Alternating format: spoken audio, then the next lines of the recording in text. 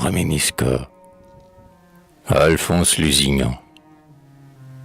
Un poète aimé, j'ai fermé le tome, et, pensif, je songe à toi, mon ami, car le souvenir, gracieux fantôme, hante bien souvent mon cœur endormi. Je pense au passé, beaux jours de jeunesse, des illusions à âge décevant, songes passagers, tant de folle ivresse, flots de poudre d'or qu'emporte le vent. Nous avions pour nid la même mansarde, le cœur près du cœur, la main dans la main. Nous allions gaiement. Ah ouais, Dieu me garde, d'oublier ces jours, fleurs de mon chemin. Je l'aime toujours ce temps de bohème, où chacun de nous par jour ébauchait un roman boiteux, un chétif poème, où presque toujours le bon sens louchait. Ouais, je l'aime encore ce temps de folie, où le vieux qui déjà, vaincu par Musset, s'en allait cacher sa mélancolie, dans l'ombre où d'ennui potier moisissait. Nos quartiers étaient à peine accessibles, passage grenier, mais logis mesquin, confuse babel d'objets impossibles, la toge romaine au dos d'arlequin. C'était un spectacle à rompre la rate, que se gueuletait à moitié selon, où Scarron faisait la nique à Socrate, où Scapin donnait la réplique à Solon. Partout des bouquins et des paperasses, croquis et bouquets, fleurets et débris, pandémonium d'articles cocasses, jonchant au hasard parquets et lambris. Flanqué d'un cumeur et d'une chibouque, tout noir au milieu d'un cadre branlant, un portrait en cape de Monsieur Soulouk faisait la grimace à mon chien vaillant. En face, perché sur une corniche, un plâtre poudreux nous montrait à nu Diane chassant avec son caniche au bord de l'hymen acté encore nu.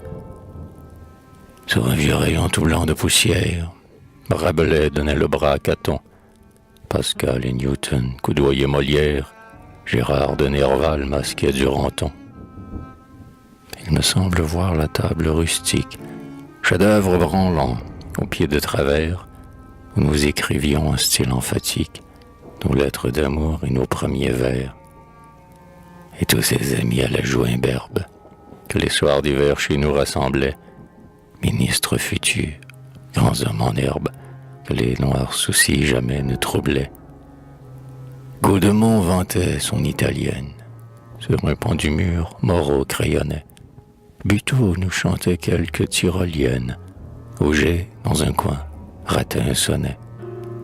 Fauché écrivait pour la mascarade, Paul ressuscitait un vieux calembour, Casgrain lisait sa grande tronciade, à Jack qui ronflait ainsi qu'un tambour. Henri nous gâchait de la politique, Arthur empruntait sa pose à Talma, Vital aiguisait sa verve caustique, et le maire rêveur chantait Célima. Il me semble voir la piteuse lippe que tu nous faisais quand, tant soit peu gris, un profane osait, allumant sa pipe, déclarer la guerre à tes manuscrits. Musique, peinture, amour, poésie, jeunesse et gaieté, brillant tourbillon, vous nous embaumiez de votre ambroisie, vous tissiez nos jours avec des rayons. Et quand venait mai dorer notre chambre, ouvrant la fenêtre au printemps vermeil, nous respirions l'air tout parfumé d'ambre qui venait des prés tout plein de soleil. Bientôt, à son tour, adieu la croisée, et chaque matin, au sortir du lit, nous allions au champ, malgré la rosée, surprendre les fleurs en flagrant délit. Oh, qu'il faisait bon d'aller sous les ormes, guetter l'alouette au bord des ruisseaux, voir glisser la nuit aux flocons énormes, écouter chanter les petits oiseaux. Se souvient-il bien de nos promenades, quand, flâneurs oisifs, les cheveux au vent, nous allions rôder sur les esplanades, où l'on te lançait un coup d'œil savant. Tout était pour nos sujets d'amusette, sans le sou parfois, mais toujours contents. Nous suivions aussi le pas des grisettes, nous rendions des points à Roger Bontemps. Je t'ai vu souvent faisant pied de grue, pour lorgner dans l'ombre un joli chignon, ou pour voir comment, traversant la rue, une jambe fine orne un pied mignon. Et nous rêvions gloire, amour et fortune. Et comme en rêvant l'homme s'étourdit, nous nous découpions des fiefs dans la lune, le soir, en allant souper à crédit. Nous aurions voulu, tant nous sentions battre, d'ardeur et d'espoir nos cœurs de 20 ans, ivres de désir, montés 4 à 4, fous que nous étions, l'échelle du temps. Nos âmes brûlaient pour la même cause, nos cœurs s'allumaient au même foyer, et, quand arrivait l'heure où tout repose, nous partagions le même oreiller. Nos soirs n'avaient point de songes moroses, tu rêvais à tout ce que nous aimions, moi je rêvais à... Mais, comme les roses, le souvenir même à ses aiguillons. Et pourtant celui de ce temps m'enivre, beau jour sans souci et nuit sans remords, où le seul bonheur de se sentir vivre remplissait d'émoi nos cœurs jusqu'au bord. Mais plus tard, hélas, le vent de la vie, sur notre lac pur soufflant sans pitié, il fallut quitter la route suivie, depuis si longtemps par notre amitié. Petit à petit vinrent les jours sombres, chaque lendemain nous désabusait. Mais l'éclair ne luit que mieux dans les ombres, alors le plus pur il faut le creuser. En réalité il fallut se rendre, quand un beau matin l'âge nous parla. Il restait encore 2 chemins à prendre. J'ai choisi l'exil, toi l'apostolat. C'était 2 billets à la loterie. Le plus triste lot me fut départi. Le sort me traitait sans cajolerie. Je lui ris au nez et pris mon parti.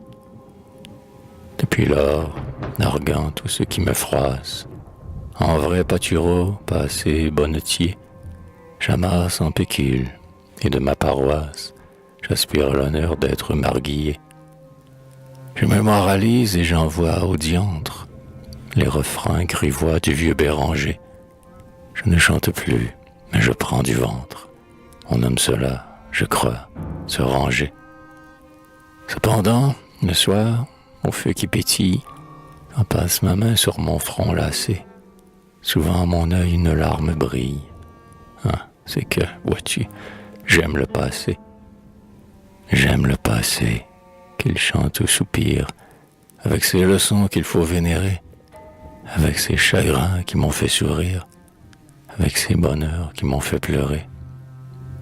Et puis, à tout bruit, fermant ma fenêtre, divisant mon cœur moitié par moitié, j'ai fait pour toujours 2 parts de mon être. L'une est au devoir, l'autre à l'amitié.